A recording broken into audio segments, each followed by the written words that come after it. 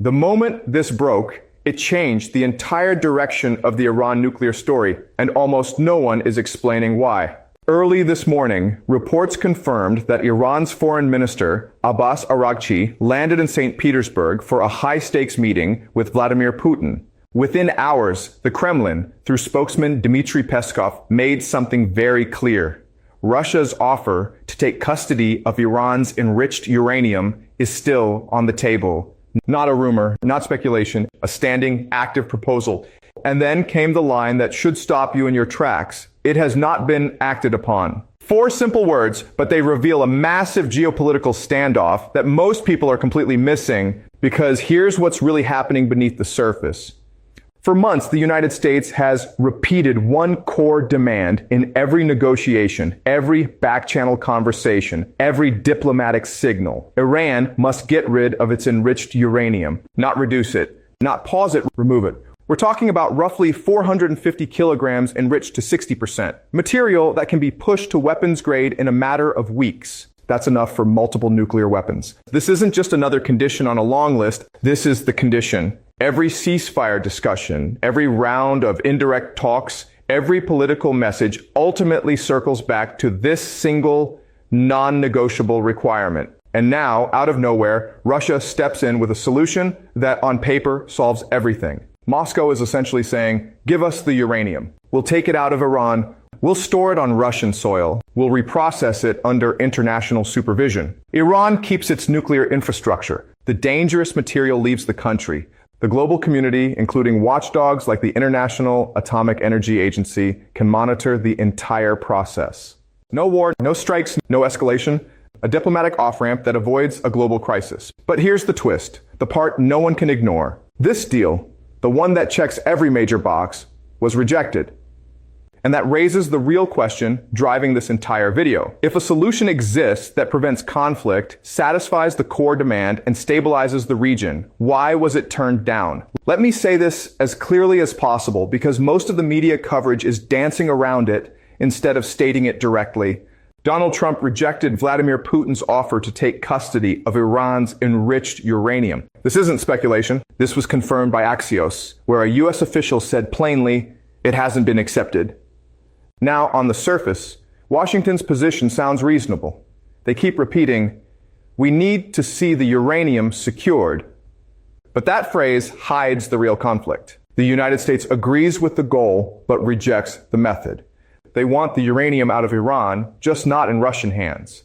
And that distinction, small on paper, massive in reality, is the entire story unfolding right now. Because look at what happens next. While Washington hesitates, Abbas Araghchi boards a plane and flies straight to St. Petersburg to sit down with Putin. That is not a routine diplomatic visit, that is a signal. Iran is effectively responding. If America won't accept Russia as the solution, we will talk to Russia directly anyway. And to really understand why this moment matters, you have to go back, not months, but years, to the foundation of this entire issue.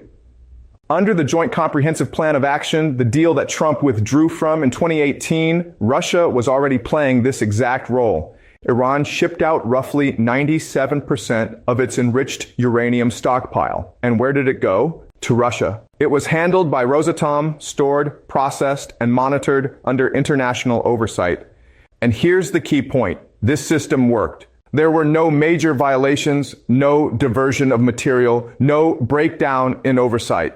The International Atomic Energy Agency verified compliance. For 3 years, the arrangement functioned exactly as designed until the U.S. walked away and reimposed sanctions. So when Kremlin spokesman Dmitry Peskov says today that Russia is the only country with positive experience handling Iran's uranium, he's not promoting Russia. He's stating a documented fact. This isn't a theoretical proposal. It's a replay of a system that already succeeded. Russia has the infrastructure, the legal framework, the storage capability, and the working relationship with the IAEA to execute this again almost immediately.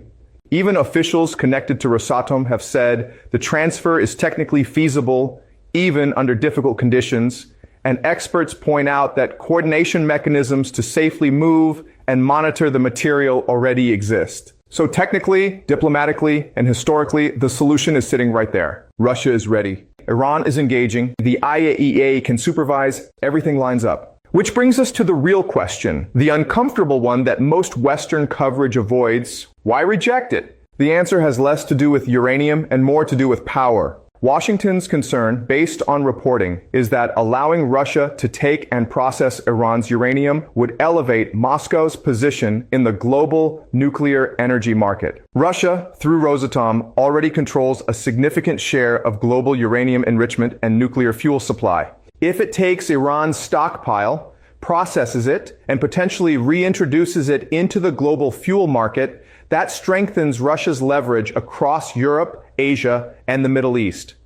For the United States, which has spent years trying to reduce dependence on Russian nuclear services, that's a strategic loss. And to be fair, that concern is not irrational.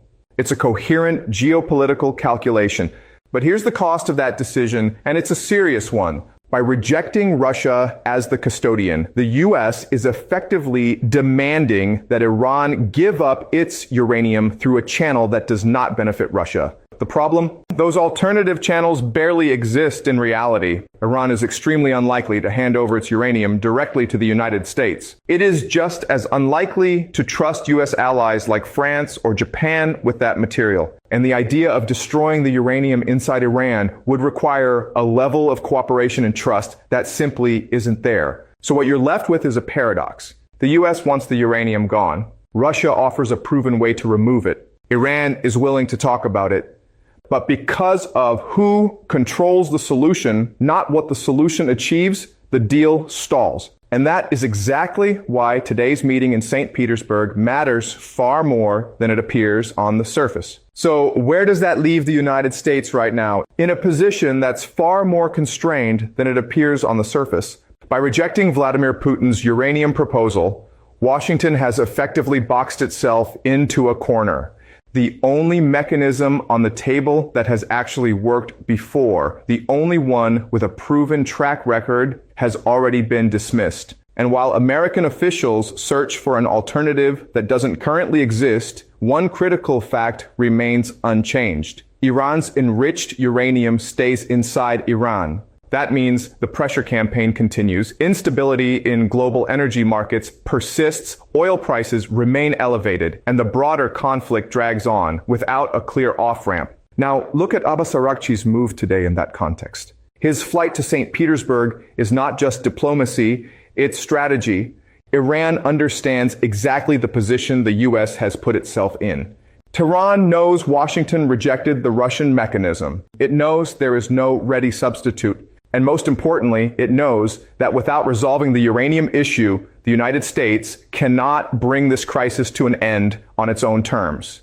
So instead of waiting, Iran is leaning into the one channel that still exists, Russia. And then Araghchi adds another layer to this when he speaks to Iranian state media. He describes the visit as a good opportunity for consultations with Moscow and emphasizes that these discussions are especially important at this stage. That phrase is doing a lot of work. At this stage, signals urgency, timing, and leverage. It tells you this is not routine coordination. It's a moment where the balance of influence is shifting. Talks are stalled, Washington is hesitating, and the uranium question remains unresolved. In that vacuum, Russia's role doesn't shrink, it expands. Why? Because as Dmitry Peskov confirmed, the offer is still there. The mechanism exists. And by physically showing up in Russia, Iran is sending a message without saying it outright. The solution is available, it's operational, and it's waiting. But the United States chose not to use it.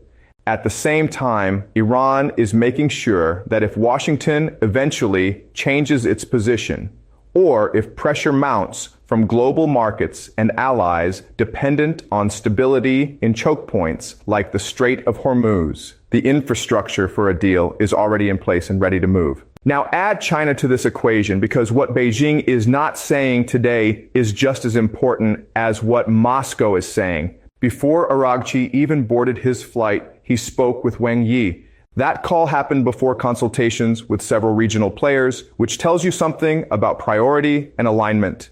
China had early visibility into Iran's thinking before others and potentially before key developments became public. And yet today, China has remained completely silent. No statements about the visit, no reaction to the uranium proposal, no public positioning at all. But that silence should not be mistaken for absence.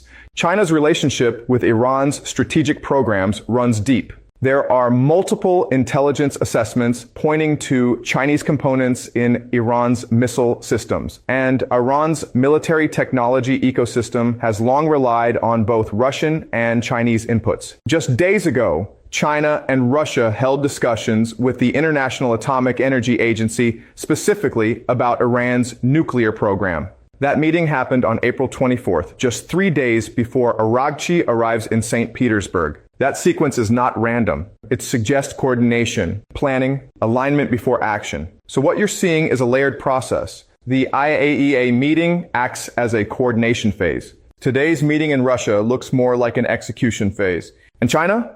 China is observing from a position of quiet strength. The country that has already secured long-term energy ties with Iran and has the economic leverage to shape outcomes without making noise. Which brings us back to the structural problem facing the United States. It's not just a diplomatic disagreement, it's a strategic dilemma. Washington needs Iran's uranium removed. Russia has the capability and the experience to remove it. The U.S. rejected that pathway, and right now, there is no viable alternative that Iran would accept. That leaves only two real options. Eventually reconsider the Russian mechanism or pursue a far riskier route involving direct intervention. There have been discussions confirmed in reporting about the possibility of special operations forces securing nuclear material inside Iran. But think about what that actually means. That's not a diplomatic solution. That's a military escalation. It would likely violate any ceasefire framework, require extremely complex coordination, and almost certainly trigger a response from Tehran that could expand the conflict in unpredictable ways. It's a scenario filled with variables that no one can fully control. So this is the reality at this moment. As Araghchi sits across from Putin in St. Petersburg, the only peaceful solution to remove Iran's uranium is the one offered by Russia and rejected by the United States. The only alternative involves force, with all the risks that come with it. And meanwhile, the situation on the ground continues to deteriorate. Maritime tensions rise, economic pressure builds, and the diplomatic window that was supposed to open during a ceasefire is slowly closing. Now, here's where the situation becomes almost impossible to ignore. Donald Trump himself said that the uranium issue is 99% of the deal. That's not an interpretation, that's his framing. J.D. Vance echoed the same idea. So, if the uranium question represents nearly the entire agreement and the only workable mechanism to resolve it has already been rejected, then what you're really looking at is this. The United States has effectively blocked 99% of its own pathway to a deal. That's not a minor diplomatic setback. That's the core of the entire process. And that is exactly why Abbas Araghchi is sitting in St. Petersburg with Vladimir Putin right now. This meeting is not about deciding whether Russia will take the uranium. That part has already been signaled. It's about the fine print, the timeline, the verification structure with the International Atomic Energy Agency, the technical safeguards, and most importantly, the guarantees that Russia cannot simply turn around and leverage that material to expand its dominance in the global nuclear fuel market. And here's the key insight. Those are solvable problems. These are not existential geopolitical barriers. They are engineering, legal, and regulatory questions. They can be negotiated, structured, and enforced. And Iran is in Russia right now precisely because the bigger strategic question is already settled. Russia is willing. Iran is open to it. The IAEA can oversee it. The only missing piece in this equation is a yes from Washington. Now, to be fair, there is a counter-argument, and it deserves to be addressed directly. The concern is that Russia is not acting out of goodwill. Vladimir Putin is not offering to take Iran's uranium as a favor to the international community. He's doing it because it gives Moscow leverage. It strengthens Russia's role in the global nuclear fuel supply chain. It positions Russia as a central player in any post-conflict Middle East framework. And from Washington's perspective, handing that kind of strategic advantage to Moscow is a serious concern. That skepticism is not irrational. It's grounded in real geopolitical competition. But here's the critical question, not whether Russia benefits, but whether the alternative is better. Because the alternative is what we are seeing right now, a prolonged blockade, a ceasefire that exists more on paper than in reality, rising tensions in critical trade routes like the Strait of Hormuz, elevated oil prices that ripple through global markets and hit consumers directly, and most importantly, Iran's enriched uranium still sitting inside Iran, unchanged, unresolved, and increasingly central to the crisis. When you compare those outcomes, the cost of rejecting the Russian mechanism starts to look heavier than the benefit of denying Moscow additional influence. That's the calculation that was made and rejected. And that rejection is exactly why Araghchi is in St. Petersburg today, while Washington is effectively waiting for a different solution to appear. Now, looking forward, the next phase of this story becomes even more important. What's likely happening behind closed doors right now is not abstract discussion, but refinement. Russia is expected to present a more detailed, updated version of its uranium custody proposal, more specific than earlier versions. This would likely include clear timelines for transfer, defined storage conditions, structured IAEA oversight, and most crucially, explicit limitations on what Russia can do with the material once it has it. That last part is the heart of the American objection. Concerns about resale, reprocessing, and market leverage. If this updated proposal includes binding guarantees, real constraints that prevent Russia from turning Iran's uranium into a geopolitical asset without broader consent, then the core U.S. concern is at least partially addressed. From there, the process becomes diplomatic transmission. Araghchi carries the framework back to Tehran. It moves through regional intermediaries. It eventually lands back on Washington's desk. And at that point, the decision becomes unavoidable. Accept the mechanism or reject it again. If it's accepted, the implications are immediate. The uranium issue, the 99%, is resolved. Pressure on global trade routes eases. The pathway to ending the conflict opens. But if it's rejected again, the consequences are just as clear. The conflict continues, and the diplomatic record begins to tell a very specific story. Iran signaled willingness, Russia provided a mechanism, and the United States declined twice. That narrative matters. It shapes alliances, influences global perception, and affects how future negotiations are framed. And then there's China, quiet but far from absent. Wang Yi and Beijing have taken a position of strategic silence. No public statements, no visible pressure, no overt alignment in today's headlines. But behind that silence is influence. China continues to purchase Iranian oil, providing Tehran with economic breathing room. It has already engaged in discussions with Russia and the IAEA on Iran's nuclear issue. It operates as a stabilizing force for Iran, not by speaking loudly, but by ensuring Iran has the capacity to wait. In many ways, China is shaping the environment without stepping into the spotlight. It's present without appearing present, and that quiet presence is what allows Iran to sit in St. Petersburg today, engaging with Russia instead of rushing to respond to Washington. Which brings us back to the simplest, most revealing image of this entire situation.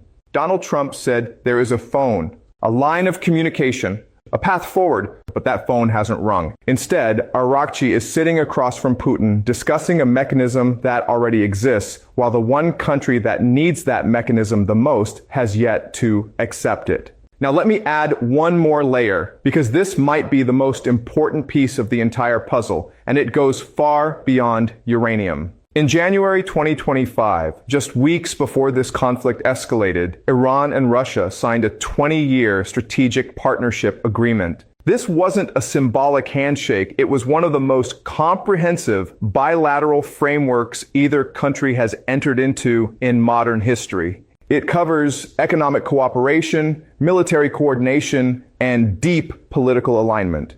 It deliberately stops short of being a formal mutual defense pact, but make no mistake, the level of integration it establishes is significant. So when Abbas Araghchi lands in St. Petersburg today to meet Vladimir Putin, he is not walking into a room as a negotiator seeking help from an outsider. He is arriving as a representative of a treaty partner, coordinating strategy with an aligned power. And that distinction completely changes how you should interpret this meeting. This is not Russia stepping into someone else's conflict as a neutral mediator. This is Russia being briefed, consulted, and potentially aligned by a country with which it has long-term strategic commitments. It means the conversation happening behind closed doors is not just about, can Russia help solve this?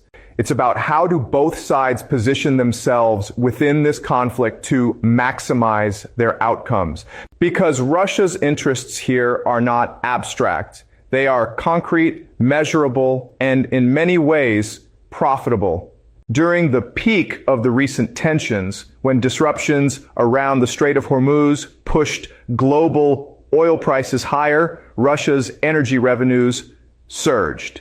Reports indicate that Moscow was earning hundreds of millions of euros per day during that period. That's not incidental. That's a structural advantage. Every day global supply is constrained. Every day prices stay elevated. Russia benefits.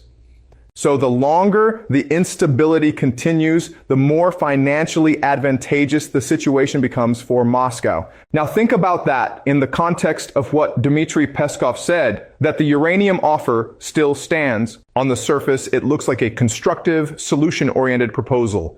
And it may very well be. But beneath that, there's a deeper strategic question. What outcome does Russia actually prefer? A rapid resolution that stabilizes markets and reduces its windfall, or a prolonged situation where it positions itself as the indispensable problem solver, offering solutions that may or may not be accepted while quietly benefiting from the ongoing instability. This isn't about accusing Russia of acting in bad faith. It's about understanding incentives. Russia's position allows it to win in multiple scenarios. If the deal is accepted, Moscow becomes the central custodian of Iran's nuclear material, expands its influence in the global nuclear fuel market, and earns diplomatic credit as the country that helped resolve a major international crisis. If the deal is rejected, Russia still benefits financially from elevated energy prices and politically as it watches U.S. credibility face increasing pressure with each passing week of unresolved conflict. And when you zoom out, you'll notice something even more interesting. China's position mirrors this dynamic almost perfectly. Beijing, represented by figures like Wang Yi, has remained largely silent in public, but its strategic posture is clear. China benefits from continued access to Iranian energy resources, often under favorable conditions. It benefits from disruptions that weaken Western influence in global markets, and it benefits from a geopolitical environment where the United States appears unable to enforce or finalize its own diplomatic objectives. China doesn't need to dominate the headlines to shape the outcome. Its role is quieter, but just as consequential. By continuing economic engagement with Iran and coordinating at key moments with Russia and international bodies like the International Atomic Energy Agency, China creates a foundation that allows Iran to remain patient, removing urgency from Tehran's decision-making while increasing pressure on Washington. So when you look at St. Petersburg today, you're not just looking at a meeting about uranium. You're looking at a convergence of long-term strategic partnerships, economic incentives, and geopolitical positioning. Iran is coordinating with a treaty partner. Russia is balancing opportunity with influence. China is shaping the environment from the background. And the United States is trying to navigate all of this while holding a position that currently has no clear mechanism to achieve its own stated goal. That's why this moment matters. Not just for what's being discussed, but for what it reveals about who holds leverage, who is gaining from delay, and who ultimately decides how and when this situation ends.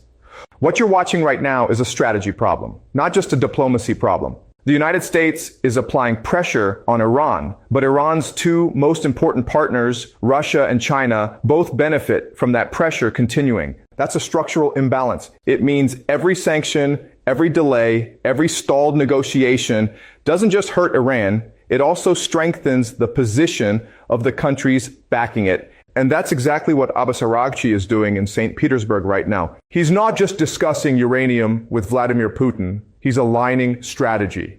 He's making sure that when the next round of talks begins, Iran, Russia, and China are not reacting separately, but moving in the same direction. Because when Donald Trump says the uranium issue is 99% of the deal, and Russia is openly offering to solve that 99%, but the United States says no, what Iran does next becomes very deliberate.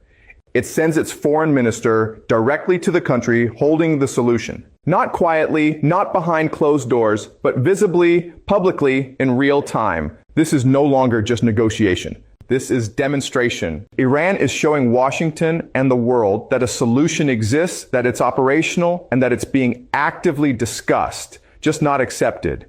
And that's why today's meeting matters so much. Russia is effectively holding up the mechanism. Iran is standing next to it. And Araghchi is ensuring that every observer, every mediator, every regional power, every ally watching this conflict understands one simple point. The solution is not missing. It's sitting on the table. The question is, who is choosing not to pick it up? Now, layer on what happened this weekend, because this is where everything connects. Iran didn't just make one move. It made two simultaneously. Through Pakistani mediators, Iran presented a new proposal to the United States. The idea was simple, but strategically sharp. Separate the Strait of Hormuz crisis from the nuclear issue.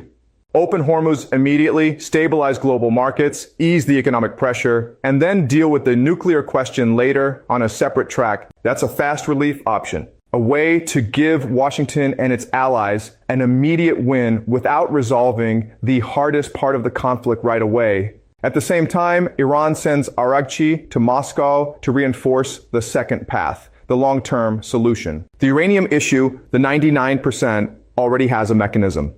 Russia has it. It's been offered. It's still available. So in one weekend, Iran presents two exits, one immediate, one structural, one to stop the bleeding now, and one to solve the core issue when the political conditions are right. And here's the critical point. Those two moves are not separate stories. They are one coordinated strategy. The Hormuz proposal is Iran saying, we understand your urgency. We know your allies need stability. We can give you that now. The Moscow visit is Iran saying, and when you're ready to solve the hard problem, the answer is already built. It's a dual-track approach designed to give the United States flexibility, leverage, and choice. But Washington took neither.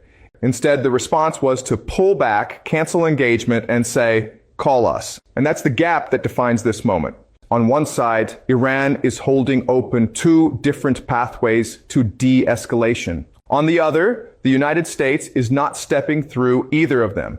And that gap between available solutions and the willingness to act on them is what this conflict is really about right now. So look at the map of what's happening. Russia is holding one solution in St. Petersburg. Pakistan is carrying another in Islamabad.